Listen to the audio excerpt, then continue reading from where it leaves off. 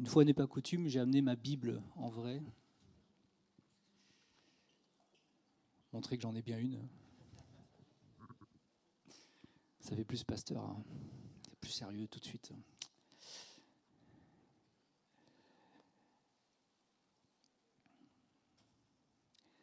Alors l'annonce a été faite, mais je la refais histoire de bien ancrer la chose. Dimanche prochain, c'est les baptêmes. J'espère que vous serez là. Moi, je ne serai pas là. J'ai une bonne excuse. Je prêcherai à l'église de Sète. Je serai là à la plage à 5h. Petit travers. Mais c'est toujours un magnifique moment, l'histoire des baptêmes.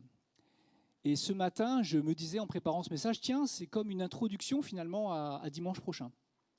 Parce que je vais vous parler d'un fils qui en a marre, qui claque la porte de la maison, qui quitte son père, et puis un jour, il décide de revenir. Vous connaissez l'histoire, peut-être pas. C'est une histoire célèbre, Luc 15, le fils prodigue. Et dans cette histoire et dans Luc 15, en fait, c'est trois histoires qui s'enchaînent, et puis le fils prodigue, c'est la dernière, la troisième, et c'est vraiment un peu l'apothéose. La cerise sur le gâteau, c'est un peu petit, c'est vraiment l'apothéose. Et dans ces trois histoires, en fait, Jésus explique que Dieu, il nous cherche. Il cherche notre cœur. Donc, dans la première histoire, c'est un berger qui laisse ses 99 brebis, puis il va chercher celle qui manque, la centième, et il fait tout pour la chercher. Et puis, dans l'autre histoire, la deuxième, c'est une dame qui a perdu des sous. Alors, c'est super important, et puis du coup, elle bloque tout, et puis elle fait que chercher cette pièce qui lui manque, et puis à un moment, elle retrouve sa pièce. Et dans ces trois histoires, il y a à chaque fois la même conclusion, c'est « Réjouissez-vous avec moi parce que j'ai retrouvé ma pièce, j'ai retrouvé ma brebis, j'ai retrouvé mon fils qui était mort, et il est revenu à la vie, il est revenu à moi. » Et je me disais, tiens, ça c'est une mission pour nous dimanche prochain, de nous réjouir avec Dieu, parce que nous allons avoir des personnes qui vont expliquer pourquoi et comment elles sont revenues ou elles sont venues à Dieu et à Jésus. Est-ce qu'il y a des baptisés, enfin des futurs baptisés, des presque baptisés là dans la salle ce matin?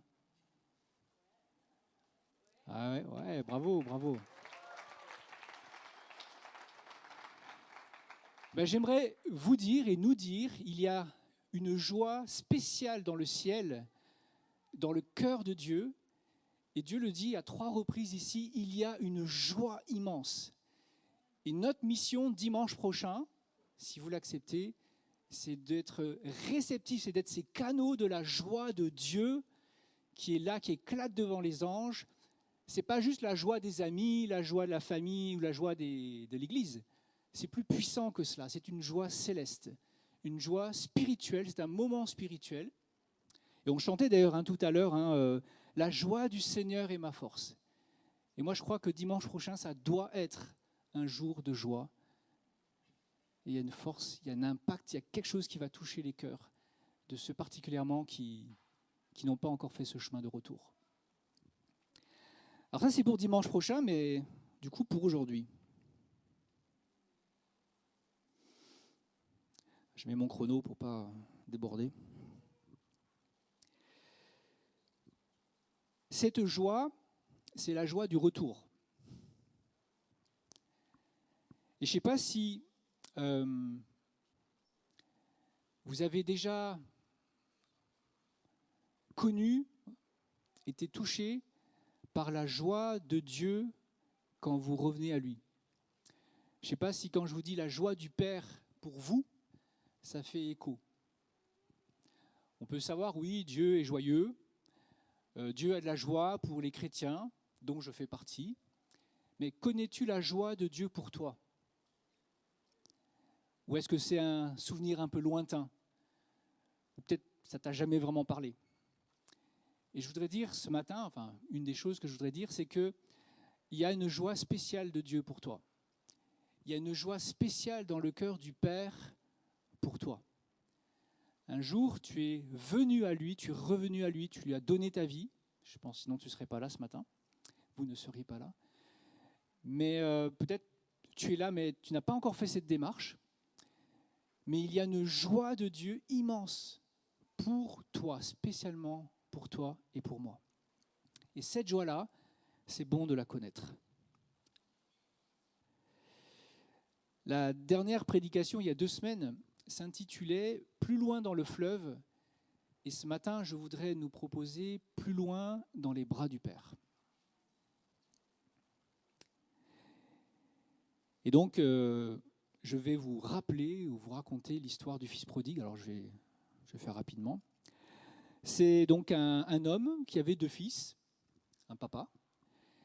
Il avait un fils cadet, plutôt tenté par les choses amusantes, les choses qui brillent, les choses voilà, très excitantes qui se trouvent pas chez son père. Et donc, il a choisi de demander à son père « Donne-moi ce qui me revient, mon héritage ». Et puis, il a tout pris, il est parti loin, loin, loin. Et là, il a vécu une vie, la grande fête, quoi. Et une vie de débauche aussi, dit le texte. Et puis, son argent a fondu comme neige au soleil. Et puis, à la fin, il s'est retrouvé misérable. Et puis, du coup, il est obligé de chercher du boulot. Et puis là, il trouve un paysan qui a des cochons. Et donc, du coup, il va garder les cochons. Ce qui, pour un juif, c'est quand même un peu un comble. Et puis là, il voit les cochons manger. Et puis, ça lui donne faim. Parce que lui, il a tellement faim.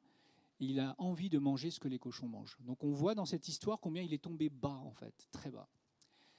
Et donc là, il a... le ciel s'ouvre, il y a quelque chose qui se passe, et puis il rentre en lui-même, dit le texte, et je vais vous lire juste quelques versets. Rentré en lui-même, il se dit, mais combien d'employés chez mon père ont du pain en abondance, et moi ici je péris à cause de la famine. Je me lèverai, j'irai vers mon père et lui dirai, Père, j'ai péché contre le ciel et envers toi. Je ne suis plus digne d'être appelé ton fils. Traite-moi comme l'un de tes employés. Et alors, il fait quelque chose d'extraordinaire. Alors il se leva et alla vers son père. Et comme il était encore loin, son père le voit. Et il est touché, ému de compassion. Et là, le père fait quelque chose d'incroyable aussi.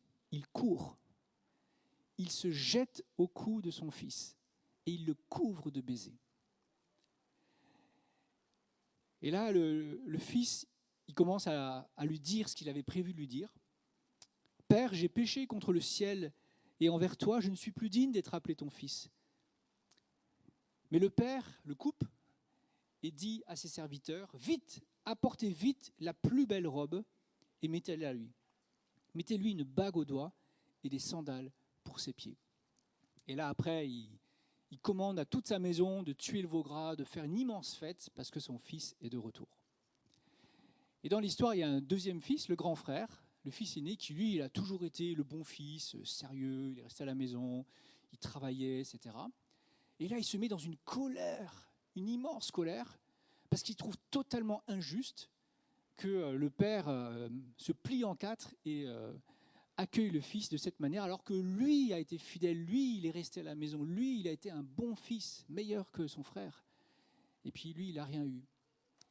Il dit, mais pour celui que tu reviens et qui a tout dépensé, tu tues le veau gras, mais moi, en fait, je t'ai servi tant d'années avec tant d'obéissance, et jamais tu ne m'as donné un chevreau. Et il est rempli d'amertume.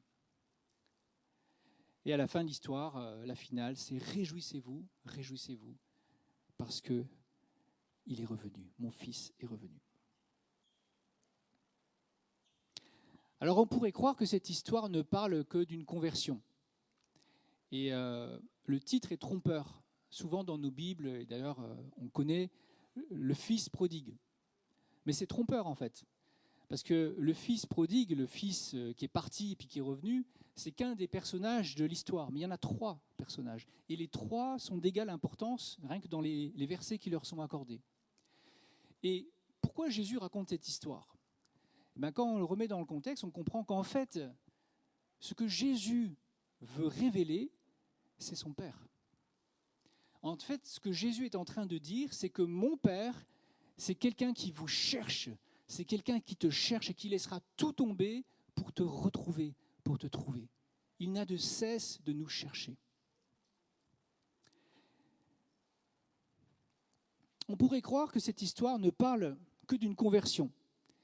C'est-à-dire que quand on lit l'histoire et puis qu'on est chrétien, on se dit « Ah oui, ça c'était avant, quand j'étais dans le monde, quand j'étais pas chrétien. Et après, je me suis fait baptiser, et puis c'était fort. » Et puis on se sent presque plus concerné par l'histoire du fils prodigue, parce qu'on n'est plus un fils prodigue. Mais dans cette histoire, il y a l'autre, il y a le grand frère, le parfait, celui qui est resté fidèle dans la maison.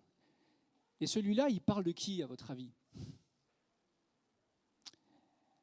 Eh bien, il parle de tous ceux qui se sentent proches de Dieu, mais qui, en réalité, ne le sont pas tant que ça.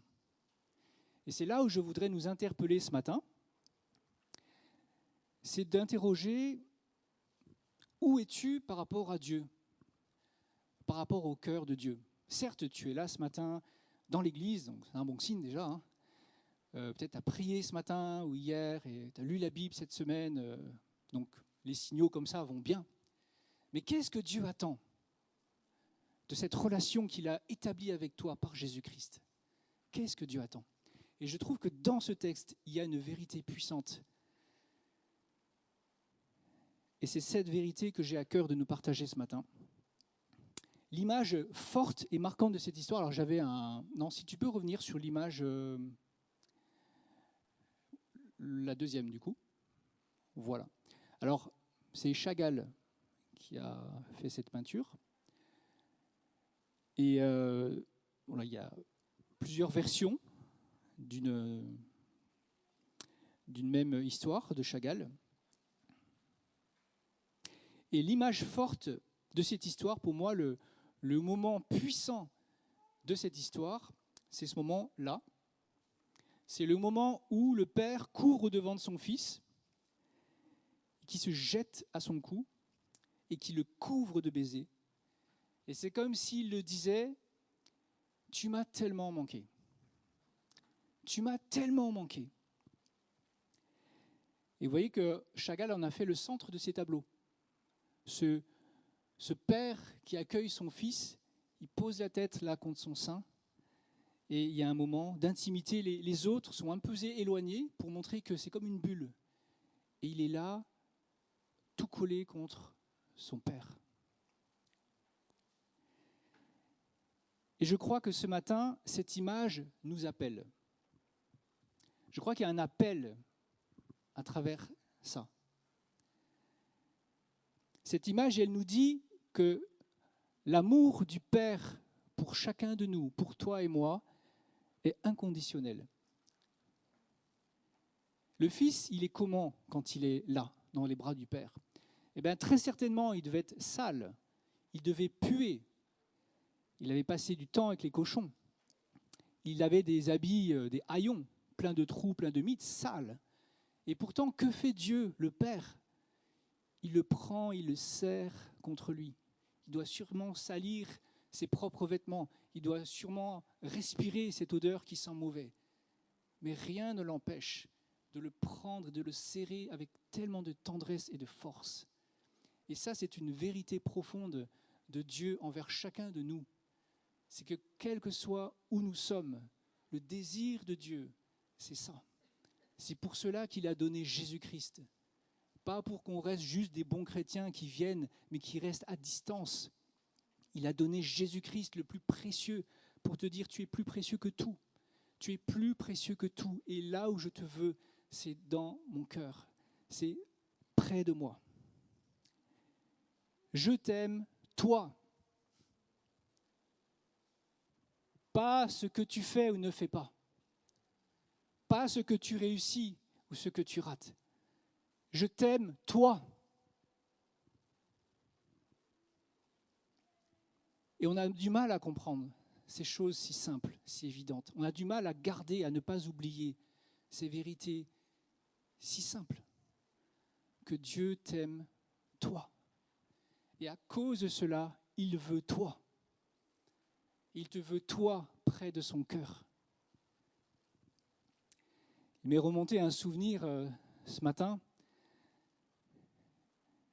à un moment qui a transpercé le cœur de papa que j'ai le bonheur d'être. J'ai 2 filles et ma fille cadette, elle était toute petite, elle devait avoir 5-6 ans. Puis elle pleurait, elle pleurait, elle pleurait. Moi, j'ai eu la chance d'être un papa au foyer. Je me suis beaucoup occupé de mes enfants. Et ma femme gagnait plein d'argent, elle était heureuse dans son boulot, c'était chouette. Et moi, j'étais très heureux de prendre beaucoup de temps avec mes enfants. Et puis, ma fille pleure, pleure, pleure. Alors, qu'est-ce qui se passe? Qu'est-ce que tu veux? Est-ce que tu as mal? Tu t'es blessé? C'est ta sœur? Non, c'est pas ma sœur. Pourquoi tu pleures? T'as faim? Bon, j'ai sorti toute la liste. Et à la fin, elle me dit, en me regardant avec des larmes dans les yeux, elle me dit, papa, je veux toi. Oh, mon cœur a fondu, je m'en rappelle encore, ça résonne encore dans mon cœur. Je veux papa, c'est toi que je veux. Et pour moi, en fait, j'entends le cœur de Dieu ce matin qui nous dit, rappelle-toi que ce que je veux, c'est toi. C'est pas un bon christianisme, même si c'est bon, c'est important, mais c'est pas ça. Ce qu'il veut, c'est toi. Et même si ce matin tu es sale, tu pues, tu es allé voir ailleurs chez les cochons, quelle que soit ta situation ce matin, sache que Dieu t'aime, toi. Et la preuve de ça, c'est Jésus-Christ à la croix. On ne donne pas son Fils unique à la croix si on n'aime pas quelqu'un plus que tout. Et c'est ce qu'il a fait pour toi et moi. Et quand on vient dans les bras du Père, il se déclenche plein de choses. Moi, je me suis surpris, en fait, je suis travaillé par ce texte depuis plusieurs semaines. Pour moi, je n'en pensais pas en faire une prédication, mais Dieu m'a demandé de prêcher dessus, alors je l'ai fait. Mais en fait, je réalise combien, en tant que chrétien, c'est si facile d'oublier de venir là. Je viens lire ma Bible, je viens dans mon temps de prière, je viens à l'église. On fait toutes les choses bien importantes, mais on oublie peut-être de venir là, régulièrement. C'est ce que Jésus a fait régulièrement. Il prenait du temps tout au long de sa vie, tout au long de son ministère. On le voit, il revenait et il puisait la force pour avancer. S'il n'a pas renoncé devant la croix, je crois qu'il avait en lui cette force de l'amour du Père, de la parole du Père qui étreignait son cœur, qui l'habitait. Pourquoi quand Jésus parle du Père, c'est si bouleversant? C'est parce que dans chacune de ces paroles, en fait, il y a cette intimité qui est là au cœur. Et ça, c'est ce que Dieu veut pour chacun de nous. C'est ce que Dieu veut pour toi. Ça donne une puissance dans ta vie chrétienne. La puissance de l'amour de Dieu.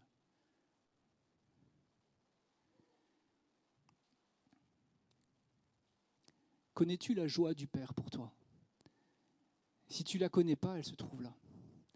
Là, tu vas la rencontrer. Là, tu vas en prendre conscience. Tu vas en avoir une révélation.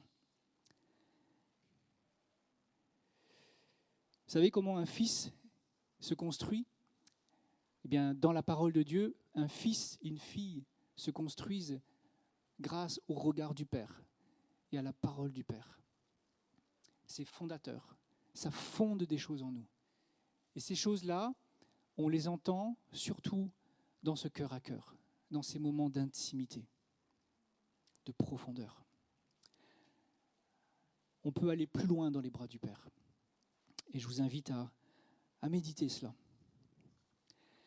Le fils prodigue, le fils cadet, celui qui a fait n'importe quoi, il s'est éloigné délibérément. Il a fait le choix en toute conscience. Et puis sa vie, elle s'est mise à dégringoler. Au début, c'était bien, agréable, fun. Et puis à la fin, c'était la misère. Il s'est retrouvé misérable. Et ça peut arriver à n'importe qui, en fait, de sortir du chemin, de glisser. En tant que croyant, c'est possible, c'est toujours impossible, même si ce n'est pas une fatalité. Il y en a à qui ça n'arrive pas de glisser comme le fils prodigue, bien sûr. Et puis un jour, il rentre en lui-même. Et ce n'était pas son talent, ce n'était pas qu'il était doué pour l'introspection. Ce n'était pas son mérite. C'est pas, enfin, il s'est réveillé. Quel fils sympa quand même, qu'il est bien ce fils. C'est une grâce pure de Dieu. Ce moment de lumière qu'il a eu, ce n'est pas de lui, c'est une grâce. Et cette histoire nous dit encore que Dieu nous cherche. C'est Dieu qui cherche. Dans ces 3 histoires, c'est Dieu qui cherche. Ce n'est pas nous qui trouvons. C'est Dieu qui cherche et qui fait que nous le cherchons à nouveau et nous le trouvons. Mais c'est Dieu qui cherche.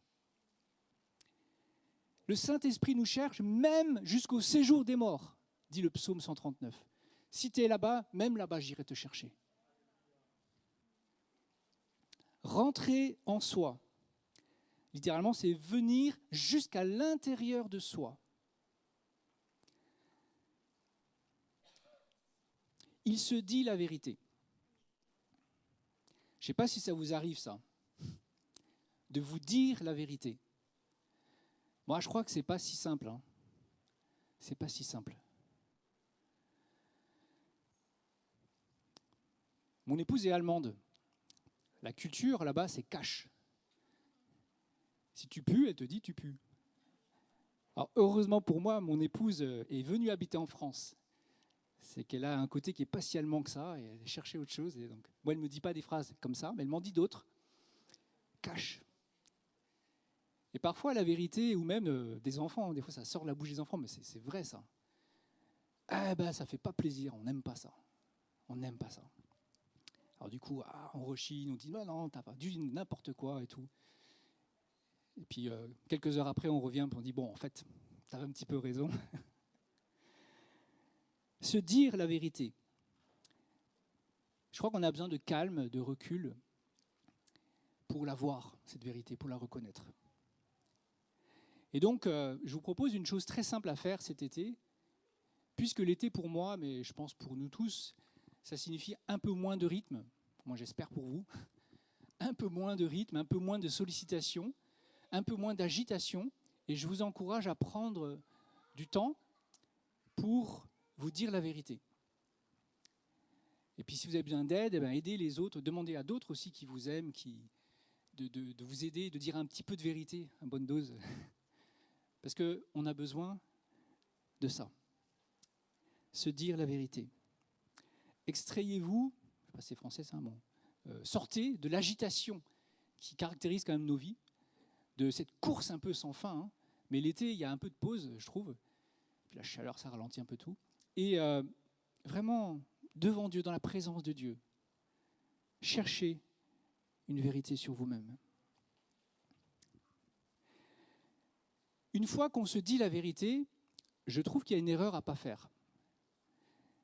Une fois qu'on s'est regardé en face dans le miroir, puis on dit, bon, ça suffit maintenant, l'erreur à ne pas faire pour moi, c'est de immédiatement se retrousser les manches et puis se dire, maintenant, je vais changer. Décision. Allez, maintenant, ça suffit, et on fait un effort sur soi-même parce qu'on veut changer, parce qu'on a compris, enfin, on a compris. Et puis, avec la discipline, avec la force de caractère que je me connais, je sais, je vais y arriver. Et puis, si besoin, je sors le fouet. Allez, Toine, il faut que tu fasses ça. Allez, allez. Et on est très fort pour ça. Mais le fils, c'est pas du tout ce qu'il a fait, le fils, dans cette histoire, ce fils prodigue. C'est qu'une fois qu'il a vu la vérité sur sa vie, la chose qu'il a faite, c'est qu'il s'est levé, il est allé vers son père. Il s'est levé et il est allé dans les bras du Père. Et pour moi, ça montre une vérité sur la vérité, c'est que la vérité a besoin de l'amour. La vérité sans l'amour, ou l'amour sans la vérité, c'est un échec, c'est une impasse. La vérité a besoin de l'amour. Et cet amour se trouve dans les bras du Père. Et cet amour, Dieu veut nous le donner. C'est un grand couple dans la Bible, vérité et amour. Dans l'Ancien Testament, Recette et Émet. Et puis quand Jésus arrive, la grâce et la vérité, l'amour et la vérité viennent à travers lui. En ce moment, on a planté des lauriers chez nous, c'est beau, des petits lauriers un peu fragiles, on les sent tout frais là, tout frais aussi. Et on les arrose tous les soirs, puis un peu des fois le matin aussi, parce que on sent qu'avec la chaleur, là, ils ne vont pas tenir le coup longtemps si on ne fait pas ça. Et la vérité, c'est un peu ça. C'est une magnifique plante dans ma vie qui veut être belle, qui veut ouvrir ses pétales, qui veut mettre de la couleur. Mais si je ne l'arrose pas avec l'eau de l'amour, cette plante, peut-être elle va mourir, elle aura peu de racines, ou alors elle sera là, mais elle sera chétive ou atrophiée, vous savez, avec des couleurs moches. Et parfois, la vérité, dans notre cœur, quand on n'a pas l'amour de Dieu avec, elle peut devenir dure.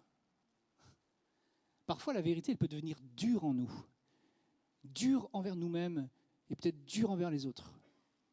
Ça, c'est un exemple du légalisme, par exemple. Dieu a dit, tu fais pas ça, alors je fais pas ça. Et puis les autres, s'ils font ça, c'est des mauvais, etc. etc. Vous voyez ce que je veux dire? La vérité a besoin d'amour. Et l'amour se trouve dans le Père. D'ailleurs, c'est Jean qui dit, je crois que j'ai une slide pour cela, Jean qui dit que le remède à l'amour du monde, si vous avez ce problème, l'amour du monde, le monde et les choses, le péché vous appellent. Le remède à cela, c'est l'amour du Père. Si quelqu'un aime le monde, l'amour du Père n'est pas en lui, parce qu'il le chasse. Mais un peu plus loin, il dit tout ce qui est né de Dieu, tout ce qui est né, c'est-à-dire ça parle de l'enfant en toi, en moi. Ça parle de l'enfant que le Père a voulu et a fait jaillir en toi. Tout ce qui est né triomphe du monde. Dans le 1 Jean 5, il y a ce contexte de Dieu comme un Père et qui nous donne cette force pour vaincre les tentations du monde. L'amour du Père va faire reculer en toi l'amour du monde.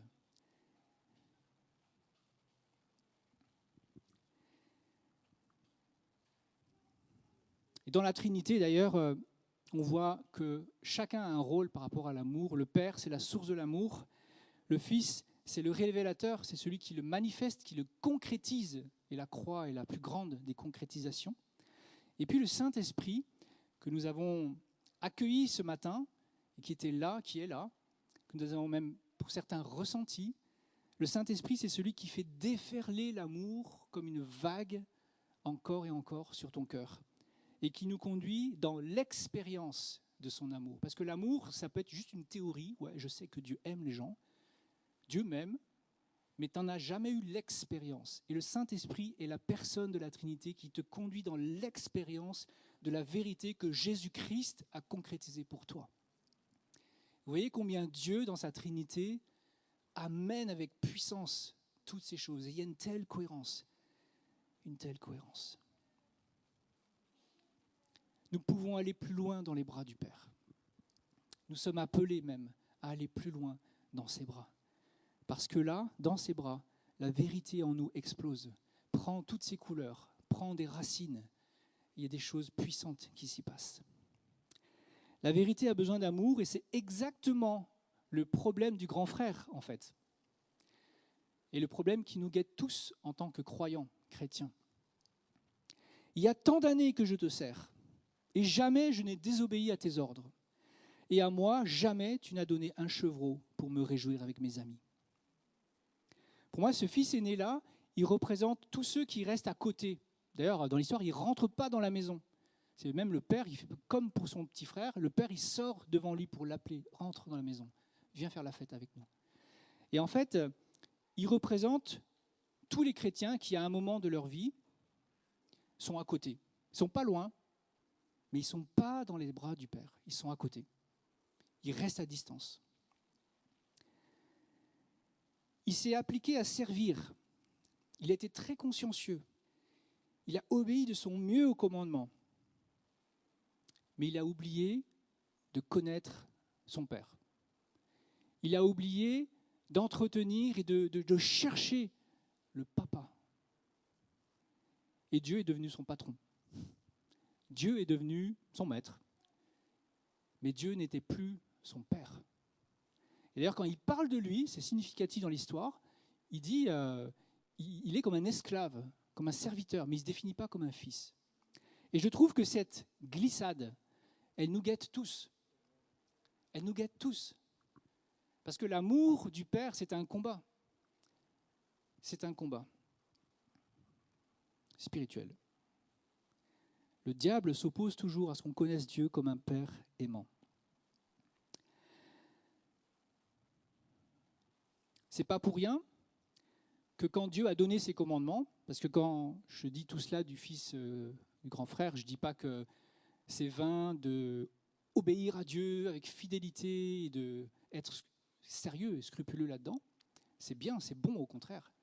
Mais pourquoi Dieu a mis comme premier commandement « Tu aimeras ton Dieu », et puis il précise encore, pour enfoncer le clou, de tout ton cœur, de toute ton âme, de toute ta pensée, de toute ta force. C'est bien pour dire tout en toi, veille à cela. Avant même de chercher le reste, aime ton Dieu. Parce que celui qui aime Dieu, son cœur s'ouvre et l'amour de Dieu pour lui le remplit, le transforme et le rend capable d'être un homme, une femme extraordinaire, transformé, qui devient comme Jésus-Christ, où la vérité fleurit comme des fleurs dans un champ bien arrosé, où il y a des arômes, il y a une telle puissance quand l'amour de Dieu vient et vient arroser la vérité qui est en toi. Et ça, on l'oublie. On a tendance à l'oublier. L'amour de Dieu. Quand l'amour de Dieu fait défaut dans ma vie, je peux devenir un chrétien légaliste. C'est la loi. Je fais ça et puis c'est comme ça qu'il faut faire et puis Dieu m'aime pour ça. Je deviens un chrétien qui peut juger les autres.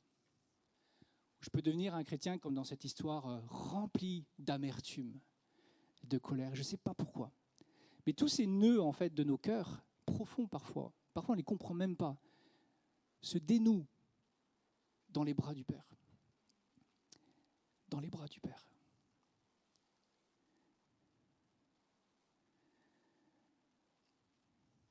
En méditant tout ça, j'ai eu une petite réflexion. Je me suis dit, alors je la partage là. C'est quoi un leader en fait ? Un bon leader ? Parce qu'on a quand même cette aspiration d'être influent, d'être utilisé par Dieu. Dieu nous utilise et puis on fait des choses. Et puis donc, qu'est-ce qu'un disciple qui a de la responsabilité, qui monte en grade, entre guillemets, dans les missions de Dieu ? Eh ben, c'est pas tant quelqu'un qui a la puissance, vous savez, les dons, la foi jusqu'à transporter toutes les montagnes. Certes, c'est bien ça, mais ça commence pas là du tout. Là où ça commence, c'est dans l'amour du Père. Et ce qui caractérise quelqu'un qui sert Dieu avec efficacité, qui peut recevoir des responsabilités, chez nous on appelle ça un leader, c'est quelqu'un qui connaît l'amour du Père. Et c'est d'ailleurs Jean qui appelle ces personnes-là des pères. Parce qu'ils connaissent l'amour du Père et ils peuvent, à travers leur service et leurs responsabilités, diffuser, donner l'amour du Père. Avant les dons, la puissance et la foi qui transportent les montagnes. Nous, on est rivés sur le spectaculaire. Ah oui, lui, je veux être comme lui parce que il est tellement oint. Mais la chose, la première et la plus efficace, la meilleure, c'est l'amour, le dit l'apôtre Paul en 1 Corinthiens 13. Alors je vais terminer avec ce Père que Jésus présente. Et c'est intéressant de voir que le Père que Jésus présente dans cette histoire, il n'est pas normal. C'est pas normal du tout. Il parle dans une culture juive, culture patriarcale, où il y a un honneur sur la fonction de père. Le père, il doit quand même rester décent, un minimum. Or là, ce que fait le père, c'est juste indécent. C'est juste scandaleux. Pour les gens de l'époque qui voient ça, ce n'est pas l'image du père que les gens ont, un homme honorable vers qui le fils doit venir, à ses pieds même. Mais là, c'est le père qui lâche tout. Il le guette de loin. Et puis, il court, il se met à courir. C'est pas normal, ça. Et puis, il se jette à son cou. Imaginez la scène. Il se jette à son cou. Moi, j'ai jamais fait ça, mes enfants. Et puis, il le couvre de baisers, il l'embrasse. Alors qu'il pue, le gars. Et ça montre que notre image de Dieu, elle devra toujours être changée, toujours, parce que l'image que tu as de Dieu le Père, eh ben, c'est encore autre chose, c'est encore plus grand, c'est encore plus merveilleux. Parce que ce n'est pas humain, ce n'est pas terrestre. Dieu est Dieu, Dieu est infini. Et le Père qu'il est pour toi, tu pourras toujours en avoir une révélation plus grande. Et elle sera toujours étonnante, elle sera toujours surprenante, et toujours, oh mais c'est à ce point que tu m'aimes. Mais son amour est vraiment incroyable. Alors, j'aime pas dire ce mot incroyable, parce que moi j'y crois à cet amour. Justement, on y croit à cet amour. Mais il est incompréhensible, il nous dépassera toujours. Et cet excès, parce que c'est excessif dans cette image-là, eh bien, on retrouve cet excès à la croix. Ça reflète l'excès de la croix. Un père qui donne son fils unique, qui le tue, et le fils accepte, bien sûr, c'est pas... mais il le tue pour toi, pour que tu reviennes dans ses bras, c'est excessif ça aussi. Et ça montre à quel point l'amour du Père est immense, immense. Et dans les bras du Père, on pourrait se dire, c'est là, c'est le final, c'est la finalité, je suis là dans ses bras. Vous savez, c'est que quand son cœur, qu'on entend le cœur de Dieu, qu'on comprend des choses, c'est que quand ton oreille, elle est collée là sur son sein, quand tu restes à 1 mètre de distance, même là, tu ne comprends pas tout. Mais une fois que tu es là, il se passe des choses. Et la suite est magnifique quand on la médite, et je vous invite à la méditer, je ne vais pas trop la développer, mais il lui dit, d'ailleurs le Père le coupe, arrête, il le coupe, parce que le fils avait prévu de lui dire plus de choses, mais le Père il le coupe, et il lui dit, apportez vite la plus belle des robes, mettez-lui une bague au doigt et des sandales aux pieds. Et là ça montre que quand tu viens dans le cœur du Père, dans le sein du Père, quand tu te réfugies dans ses bras, tes yeux s'ouvrent sur ce que Dieu a prévu pour ta vie. Tes yeux s'ouvrent sur le plan de Dieu pour ta vie. Et le plan de Dieu pour ta vie, c'est qu'il va te donner un certain vêtement. Et ce sera la plus belle des robes sur toi. Et il va te donner, alors ça peut dire des choses, une position. Nous, on cherche à se vêtir. Depuis Adam et Ève, on se fait des vêtements avec des feuilles de figuier. Et puis Dieu a dit, non, c'est moi qui veux être ton tailleur, c'est moi qui veux t'habiller. Et donc, il lui fait un vêtement de peau. Et quand il lui propose cette robe, la première signification, bien sûr, c'est qu'il veut couvrir ta honte. La honte de ton péché, la honte de ta nudité. Il la couvre. Et le pardon de Jésus-Christ est puissant pour couvrir toute la honte en toi, quel que soit le péché que tu as fait. Il couvre cela. Et ce n'est pas avant et le jour du baptême que ça se passe, c'est toute ta vie chrétienne. Il fait cela. Mais plus que cela, il a une robe magnifique, juste à ta mesure, pour toi. Et cette robe va te redonner une place. Toi, tu disais, mais non, mais moi, je veux être qu'un esclave dans ton troupeau, je veux être juste ceci, mets-moi là, dans le coin, là. Et Dieu te prend et te donne une place. Et c'est lui qui te la donne, ce n'est pas toi qui la prends. Et moi, je vois dans ma propre vie, je vois dans la vie, dans les gens, qu'on a quand même cette tendance en nous de nous habiller nous-mêmes. Et parfois, nos diplômes, notre métier, notre argent, notre salaire, nos réussites, c'est comme des vêtements qu'on se coud pour dire « Ah, regardez, je suis quand même bien ».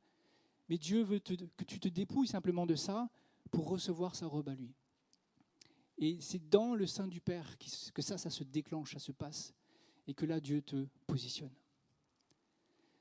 Moi, j'ai toujours aimé acheter des vêtements pour mon épouse. Et je suis très content des quelques-uns, trop peu à mon goût, que j'ai pu acheter. Mais c'est fascinant parce que c'est comme je connais bien mon épouse et puis j'ai cet amour pour elle, eh bien, ça fait quelque chose de spécial quand j'imagine ce vêtement sur elle, ou quand j'ai envie de ce vêtement, je sais que ça, ces couleurs-là, cet agencement-là, ça va lui plaire et ça va bien lui aller et ça va faire ressortir la beauté de sa personne. Alors le problème pour moi, c'est que c'était surtout dans les trucs Yves Saint Laurent, Dior, Chanel, que je voyais les belles choses. Donc, j'ai pas pu lui offrir tout ce que je voulais. Mais Dieu, c'est ça pour nous. Il voit la beauté de ta personne. Et peut-être tu dis, ouais, mais moi, je suis moins beau que mon voisin. Mais Dieu dit, attends, c'est moi qui t'ai créé. Tu es en train de critiquer ce que j'ai créé. Dieu ne crée que des chefs-d'œuvre. Tu es un chef-d'œuvre et il sait le vêtement qui fera ressortir la beauté de ta personne. Et la bague, ça parle d'autorité. Il veut que là où tu es, là où il te positionne, tu aies une autorité pour assumer ta fonction. L'autorité, ce n'est pas toi qui l'as par ton caractère ou ton titre, c'est Dieu qui te la donne. Et enfin, les sandales aux pieds, parce que les esclaves n'avaient pas de sandales. Et la différence, c'est que l'esclave, du coup, est limité dans son périmètre de marche. Mais quand on a des sandales, on peut aller plus loin, on peut dépasser des limites. Et quand Dieu te rencontre dans ce lieu secret, dans ce cœur à cœur, il va te donner la capacité de dépasser tes limites actuelles pour aller dans des endroits que tu ne connais pas. Ça dit plein de choses, cette histoire, et je vous invite à la méditer. Mais je veux vraiment vous encourager à prendre cet été du temps et de chercher les bras du Père. Et nous avons tous ce privilège. Nous sommes tous enfants de Dieu. Si tu ne l'es pas ce matin, eh bien, il te suffit de croire en ce que Jésus-Christ a fait sur la croix. C'est qu'il est mort, lui le Fils, pour que toi tu deviennes un fils pour Dieu ou une fille. Et c'est un privilège que Dieu nous donne. Et Nicolas me disait qu'il avait une pensée forte ce matin. Dieu est toujours bien disposé pour nous. Nous, on croit que sa disposition envers nous est dépendante de la météo, de notre vie. Ah, j'ai pas bien lu la Bible, là, j'ai pas bien prié, et donc Dieu est moins disposé. Mais en fait, c'est une constante. Et l'exemple là, il est clair. Même si tu es vraiment en sale météo, il y a de l'orage dans ta vie et tout, Dieu est toujours constant et il t'accueillera. Dieu est bien disposé.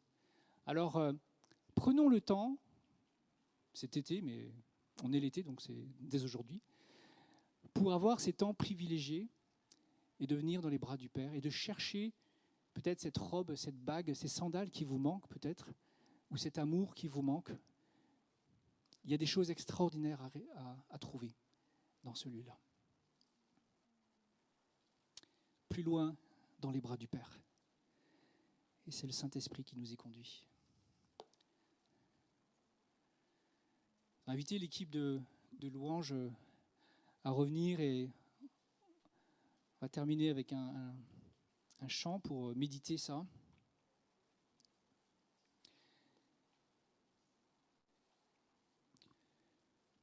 Et puis, si ce message trouve de l'écho en vous, si vous sentez que Dieu vous parle et que vous aimeriez répondre,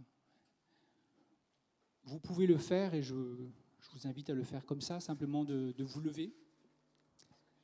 Si vous voulez, de venir devant, si vous voulez. Mais c'est devant Dieu. Et juste de lui dire, Seigneur, je t'ai entendu ce matin. Et je veux te répondre. Venez comme vous êtes. Venez comme vous êtes. Parce que Dieu nous aime, nous. Il m'aime, moi. Il t'aime, toi. Le reste, il s'en est occupé à la croix.